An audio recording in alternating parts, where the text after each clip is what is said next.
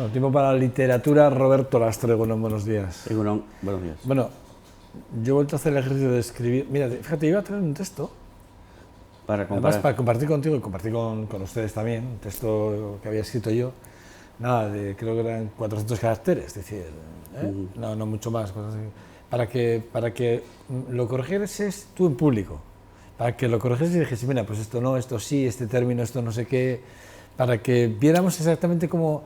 Pero si quieres lo hago, ¿eh? No, la semana que viene. Lo hago, Semana lo traigo y tú me lo corriges. ¿Eh? Y lo corriges en público y me dices exactamente qué es lo que hago bien, lo que hago mal. En vivo. De todas maneras, no sé, igual podríamos incluso hacer que alguien nos mandara algún texto También. bueno, pues al Sí. correo del programa. ¿Eh? Sí. Igual luego al final, no sé si podríamos sacar un título, un fandoncito con el Sí. correo y que nos manden. Y que, Pues buena idea, me parece muy bien. ¿te parece? Porque, sí. Además, mira, ahí lo tienen, ahí pueden mandarlo, mira, además podemos hacer por WhatsApp, se puede hacer por Facebook o lo puede hacer por Twitter, pero mire, háganlo por WhatsApp, mándenos ahí un texto a través del WhatsApp de ese 607 42 0033, que de aquí no lo veo bien. Bueno, pues mándenos un WhatsApp, por ejemplo, con un texto que quiera que Roberto Lastre, pues, o alguna duda, si les surge alguna duda con respecto, bueno, pues estoy escribiendo, pero no sé cómo se dice semánticamente tal, o si gramaticalmente se puede hacer esto, o si, bueno, no sé.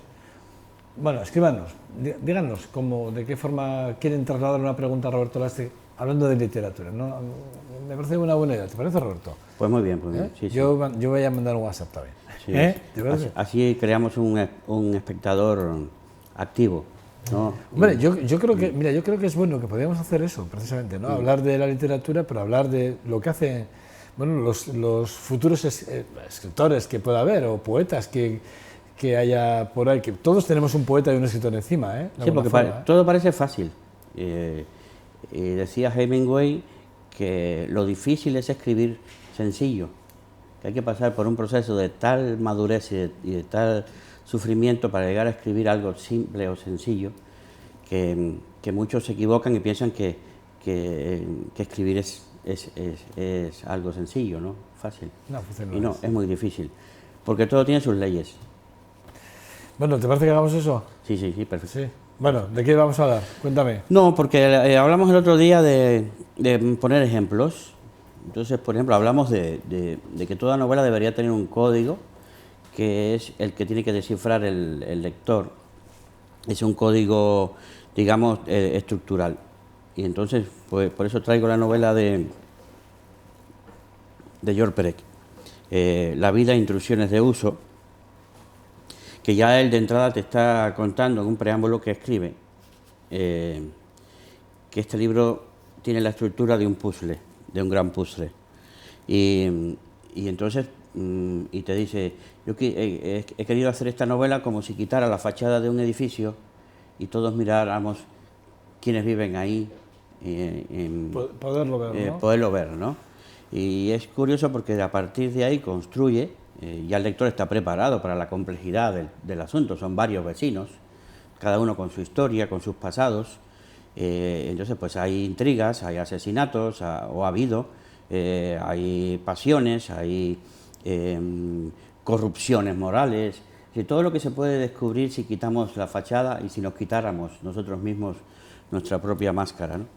Entonces, por eso que cuando hablábamos de toda novela tiene un código, sí, es un código estructural por el cual tú entras a la novela, ¿no? Y entonces eres capaz de aceptar todo lo que te propone. Casi sucede una novela en cada piso, en cada apartamento, ¿no? Entonces, es muy entretenida, porque lleva su intriga, sus emociones, sus situaciones inesperadas. Entonces, ¿qué hay que hacer para que una novela, en primer lugar, sea entretenida? Que el lector llegue hasta el final, y entonces, porque si no llega hasta el final, tu mensaje no ha llegado. Tiene también que ir enganchando para llegar al final, ¿eh? Entonces, claro, hay una serie capítulo, de estructuras que tú vas creando, depende de la historia que sea, ¿no? Entonces, en primer lugar, hay que crear situaciones inesperadas, llevarte a puntos imprevisibles, que tú no puedas preverlo, que te sorprenda, que haya sorpresa. Después tiene que haber una construcción de un clímax, es decir, llegar a desarrollar contradicciones, tiene que haber contradicciones, conflictos. Esos conflictos pueden ser los conflictos del bien y del mal, pero por poner algo clásico, ¿no? O típico, pero no, pueden ser conflictos de otro tipo, conflictos internos, o lo que sea, ¿no? Entonces, ahí vemos una novela, una obra maestra, según ha dicho la crítica, fue la mejor novela de la década del 75 al 85. ¿Cuáles son tus ingredientes? ¿Cuáles son? A la hora de ponerte a escribir, ¿cuáles son tus ingredientes a la hora de ponerte a escribir? Los tuyos, ¿eh? Sí, los míos, sí. Yo tengo la... ¿Metes sorpresa? Yo lo que pasa es que escribo casi siempre en presente. Casi toda mi obra ha sido en presente. En presente es difícil conseguir la sorpresa. Vamos a ver, porque todo está sucediendo en el tiempo real. Esta novela, Muerto Vivace, tiene un tiempo narrativo, digo, un tiempo de la historia. El tiempo de la historia de esta novela son 4 horas. Te pasas 4 horas leyéndola. Y a la vez sucede en 4 horas. Pero como está narrada en presente, pues va atrás, va hacia adelante, hay prolepsis, analepsis, en fin, es decir, retrocesos, lo que es la retrospectiva, y entonces está construyendo la historia de un siglo. En 4 horas sucede un siglo en esta novela. Entonces, eso es, por ejemplo, algo que para mí me parece importante formalmente para una novela, que tú en poco espacio puedas resumir un siglo de vida, ¿no? Un siglo de historia. Entonces, ¿qué es lo importante para mí? Que se llegue al final, porque al final es donde está un poco la respuesta de una cierta incertidumbre que se crea en la novela, que es: existe la muerte, existe el tiempo, existe nuestro doble, existe el mundo paralelo. ¿Qué cosa hay de misterioso en nuestra cotidianidad, en nuestra vida común, que nosotros olvidamos, o que no queremos ver, o que no podemos ver, ¿no? Entonces, el ingrediente está en que haya conmociones, emociones, sorpresas, humor. Es decir, utilizar casi todo lo que hay, lo que tenemos en la mano, los recursos que tenemos en la mano. El humor, la ironía, la burla, la caricatura de ciertas cosas. Entonces todo eso va creando después también, pues, un misterio, un cierto misterio, porque hay unas cosas aquí en esta época que yo las vi en otra. ¿Y qué pasa? Que en el mundo, en la vida, en realidad todo nos parece más complejo de lo que es, pero también nos parece más simple de lo que es, ¿no? Más sencillo, más. Entonces ahí está un poco el misterio de una novela de este tipo. ¿Te ha pasado alguna vez escribir un folio entero y darte cuenta que tienes que resumirlo porque realmente en esencia perdías la perspectiva del momento en el que estabas narrando, escribiendo o describiendo en un momento determinado? ¿Te ha pasado? Claro, porque tienes que jugar mucho con el tiempo, digamos, como se dice en música, el tempo, ¿no? Hay ciertas notas que tú tienes que conseguir eso en un espacio, ¿no? Narrativo, un espacio narrativo. Después hemos hablado también de una cuestión, por ejemplo, de la elipsis, que era lo que te decía yo de dar por conocido algo y no tener que meterse en eso, ¿no? Y tú me decías, bueno, pues descríbeme este plató. Entonces yo me quedé pensando, cuando me iba la semana pasada, me quedé pensando, bueno, lo primero es que en el plató, al describir un plató de televisión, no voy a describir lo que se ve. Tendría que describir lo que está detrás para que eso se vea. O si voy a describir lo que se ve, tendría que hacer caricatura nuestra. Es decir, ¿qué ve? Decir, pues Joseba Cabezas y Roberto Lastres visten sus palabras con gestos. Te he estado mirando antes y apoyas mucho la expresión Sí. con gestos, ¿no? Cierto. Y yo soy un amanerado en ese sentido, es decir, siempre quizás desde los tiempos de la universidad, pues que nos enseñaban oratoria, nos decían, oye, pues cuando tú dices una cosa, apóyala con gestos, porque es... Pero ¿qué pasa? Yo me he excedido, hago demasiados gestos y hago demasiadas muecas, pues tengo que eso ponerlo, porque es algo que nos distingue, y el espectador, el lector, el receptor, siempre se queda con lo que te distingue, no con lo que te hace común o anónimo. Pero hay que tenerlo en cuenta cuando tú describes un personaje, describes algo, ¿no? De hecho, me permito un paréntesis, el otro día me pararon por la calle y me dijeron exactamente que, bueno, me felicitaron por el programa y por otro lado me dijeron que gesticulaba mucho, mucho en la tele. Me dice, pero me he dado cuenta que te estaba observando y haces lo mismo. Me dice, o sea, no cambias de plató, como si entendieran que yo aquí hago un personaje y luego salgo de aquí y hago otro personaje. No, no, soy el mismo, ¿no? Y yo le decía, no, no, es que yo lo gesticulo exactamente igual aquí que No, allí. Es decir, no... y es algo, por ejemplo, pues el gesto es un apoyo de comunicación también para el contertulio, para el que está contigo, porque al tú comportarte como eres en la realidad y no hacer una impostura, pues permite que nosotros también, cuando venimos a visitar, nos sentamos también sin tener que cambiar mucho de cómo somos, ¿no? Entonces, eso sucede. Yo describiría entonces el plató poniendo ciertas pinceladas sobre el perfil o la presencia nuestra. Me diría que hay 7 cámaras, que detrás de esas cámaras hay una productora que está viendo 7 imágenes a la vez, simultáneas, del mismo suceso.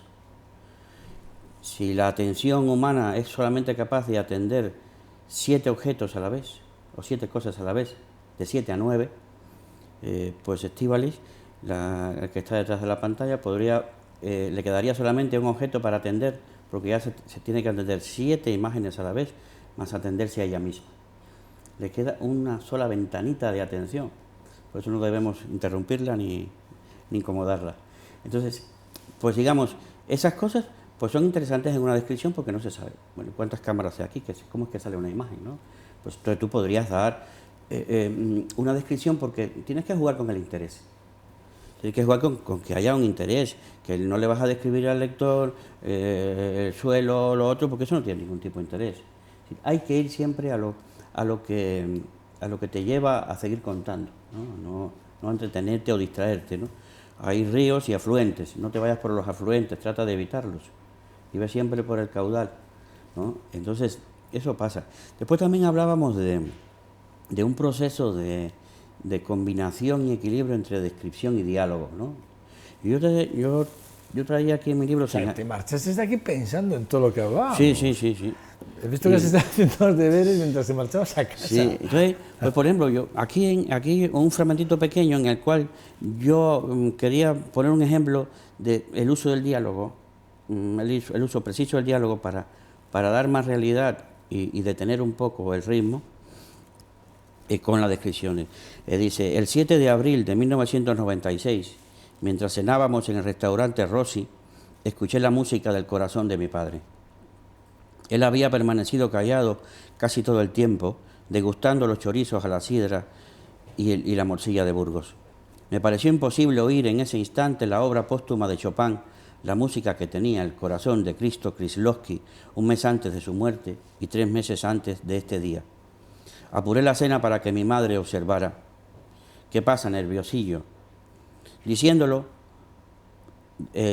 porque sabe que me incomoda mucho, ella busca que le preste más atención. Acercó el oído al pecho de él y me miró con gesto de sorpresa.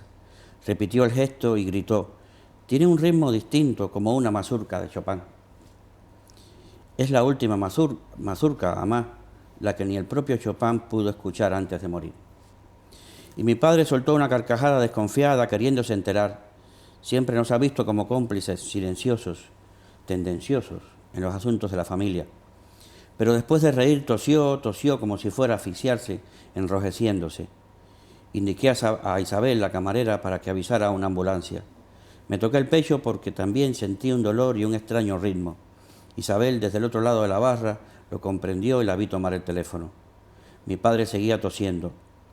Luego supe por el médico que la risa primero y la tos después le habían salvado de una muerte segura. Todavía en urgencias, mi madre y yo escuchábamos la mazurca en fa menor. 2 días después lo habían enviado a casa con su marcapasos y su cara de susto. Esa noche mi madre vino a mi casa a verme y me asustó. Pero enseguida dijo: hijo, anoche lo recordé. Al despedirme de mi padre, escuché la mazurca en fa menor de Chopin. Murió solo 2 días más tarde, pero hay más. Esa tarde, y sin saber por qué, me puse a escuchar a Chopin. Las mazurcas, hijo. Y esa noche murió mi padre. Entonces, ahí está como es decir, empiezo describiendo que estoy en un restaurante, está narrado en primera persona, estoy en un restaurante y donde entonces aparecen unos diálogos. Esos diálogos son precisos, yo no tengo que contar. Y mi padre dijo, no sé, ponerlo yo con mi voz, ¿no? Porque habíamos 3 personajes, ¿no? ¿Tu madre, tu padre y tú? Sí, mi madre, mi padre y yo, ¿no? Entonces, esa es una cuestión. Entonces, hay como un pacto, también hablamos de eso el otro día, que es el que el lector piensa que no le vas a engañar, que lo que le estás contando es real y es ficción. De hecho, cuando algunos leyeron la novela, decían, yo no desconocía que Roberto había nacido en Hondarribia. No, que es el personaje de Roberto, no es él. No, que es él, que habla de su padre, de su hermano, de su madre, de su abuelo, de su bisabuela. Claro, transcurre un siglo, ¿no? Pero es un siglo que transcurre en lo que tú sales un día de Navidad. Sales por Vitoria, la ciudad está casi desierta, pero tú estás comiendo en familia y sales al mediodía y no te encuentras a nadie por la calle. Y entonces ahí empiezas a contar la vida. Yo una vez hice, para escribir una pequeña historia, me hice como un pequeño esquema entre los años en los que iba a escribir.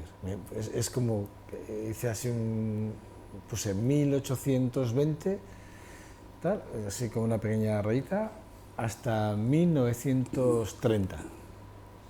Y por medio iba poniendo los años en los que me iba a detener realmente escénicamente. No sé si lo hice bien o mal, pero empecé a escribir. Tenía que ser, nada, cuando estaba estudiando yo creo que tenía que rellenar, creo que me pedían 4 folios o 5, no me pedían más, por las 2 caras. Y tenía que contar una historia. La que yo quise, tenía que contar una historia sobre un personaje histórico, pero tenía que ajustarme a unas fechas concretas, ¿no? Me decían, bueno, tal personaje y a partir de tal fecha, y a partir de ahí hasta donde yo quisiera, pero solo 5 folios, ¿no? Entonces, no sé si lo hice bien o mal, pero yo hice aquel esquema, me acuerdo perfectamente, y de hecho, el otro día repasando mis apuntes de cuando estudiaba, me encontré con ello y me llamó mucha atención porque tenía la estructura de las fechas en las que yo me iba a mover, y leyendo efectivamente lo que hice con unos apuntes en los márgenes con lápiz. Cuando tú tienes ese esquema, la siguiente paso es ¿por dónde empiezo? Empiezo por el 1826 y termino en el año final de mi espacio, de mi tiempo de historia, o empiezo in media res, digamos, por un punto intermedio y voy rellenando hacia atrás y hacia adelante. Yo empecé en el tercer año, en la tercera fecha. Empecé en la tercera fecha, empecé a contar para atrás, porque luego hubo una fecha, 4 años después, volví al principio, que era el primer recuerdo de aquel momento en el que nacía toda la... Es lo que hice. Pues eso es, por ejemplo... No sé si lo hice bien o mal, pero es lo que hice. Además te lo voy a dejar, te lo voy a traer para que lo leas. No, pero es que es así. Si que me lo corrija. Tú empiezas por... El escritor, el narrador, va a empezar por donde él le parece que es un punto más fuerte.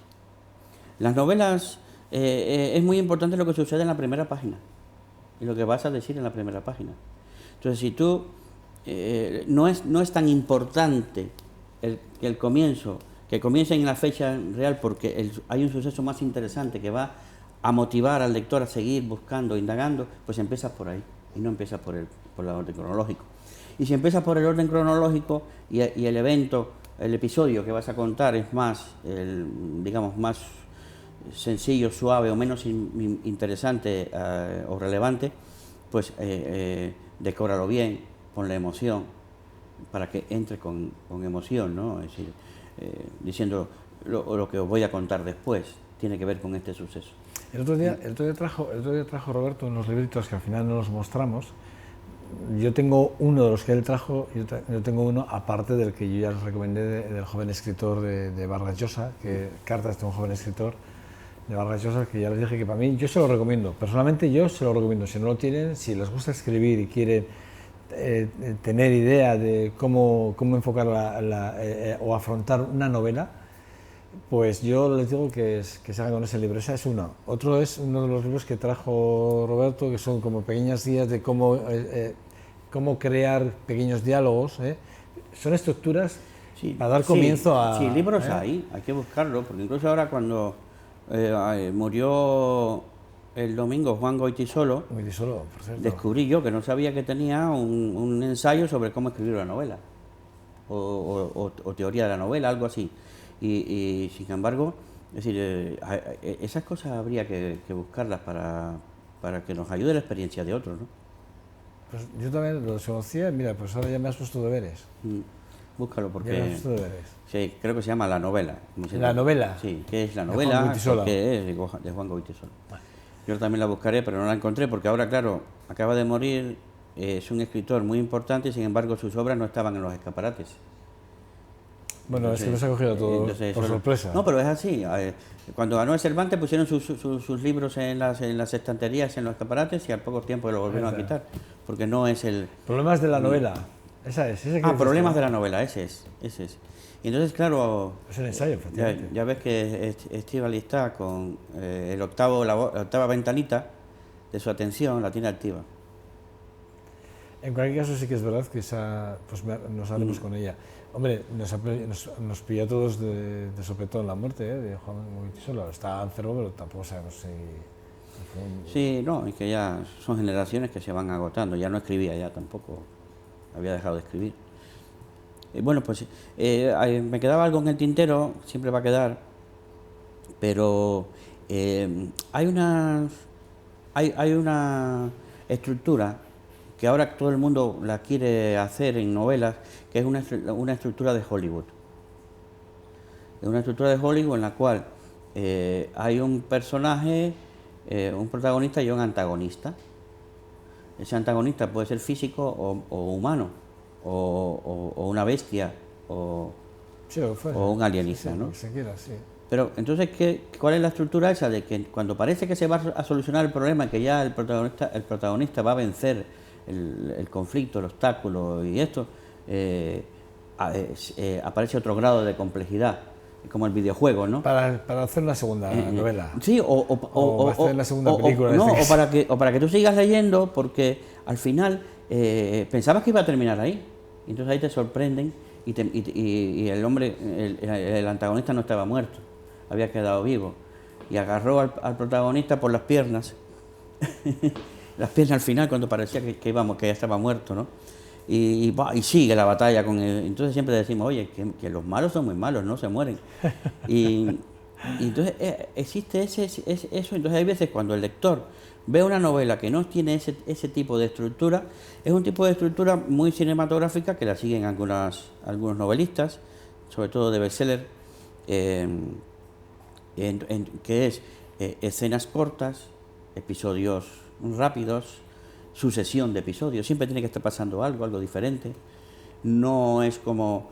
no sirve para una novela como otra que escribí yo que se llamaba El tiempo de la vida, que es un individuo que está escondido en La Habana y mira la realidad desde el año 59 para adelante hasta el 78, casi 20 años, mira la realidad por un agujero.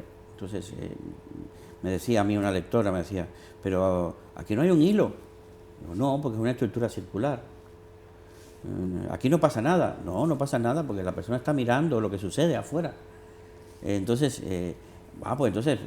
si yo tengo que seguir para todo tipo de novela una estructura de Hollywood, pues no puede ser. Entonces hay ya lectores que están adaptados a ese tipo de lectura porque tienen los códigos, ya tienen los códigos, ¿no? que no es como por ejemplo en estas novelas o en la de George Perec, que él te tiene que decir el código, oiga, esto es un puzzle, ármelo usted. Entonces, claro, no. Hay que dejar que además que el sí. lector también, y después que también que haya participe de la... procurar también un lector implícito, es decir, implicado, ¿no? Que sea capaz de reinterpretar, decía alguien que la labor del escritor es, y del creador es coger la realidad, interpretarla a él, darle una forma estética y después devolverla al realísimo, ¿no? A la realidad, para que entonces el lector diga, esto no fue así, o, sí, mira, yo recuerdo que también, yo sentí algo parecido.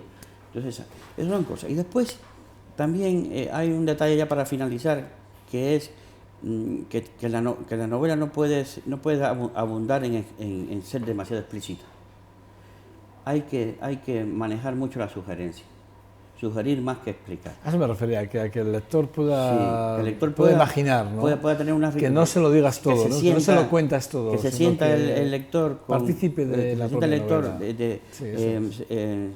Se satisfaga o goce el poder él también participar en la imaginación del libro. Yo siempre he pensado que lo más bonito de un escritor tiene que ser ese momento en el que es capaz de escribir una situación tan concreta que es capaz de incluso de escribir una melodía y poder llegar a escucharla, que el lector acabe escuchando esa melodía. Eso es para mí, creo que es el máximo de los escritores, yo creo que es el máximo. Roberto Lastre, un lujo, amigo mío, siempre pues es un lujo. Pues me traes eso la semana próxima. Siempre, sí, bueno, eso o lo que decíamos, que nos manden esos textos, si quieren, al WhatsApp de aquí, de VTV, ahí lo tienen, o a través de Facebook, si quieren, o Twitter. Yo creo que lo mejor, lo que más aguanta el texto puede ser el Facebook o el WhatsApp, ¿eh? Yo creo que, porque los otros son 140 caracteres, a no ser que quieran hacer una poesía corta, pero ahí pueden enviar los textos y bueno, pues que, para que les podamos, bueno, sobre todo tú, que lo analices tú y puedas echarles una mano, o incluso alguna pregunta que tengan con respecto a alguna duda que tengan, ¿eh? Sí, o preguntas, sí. ¿Te parece? Muy bien. Roberto Lastre, un lujo. Bueno, muchas gracias. Cuídate, sé bueno. Sí, ¿vale? intento. Ya lo sé. Feliz semana, ¿eh? Vale. Bueno, pausa para velocidad. Ya estamos escuchando por aquí, Dos Santos está por aquí. Vamos a hablar de deporte, vamos a hablar, evidentemente, de lo que pasó ayer en la Fonteta, sin lugar a dudas.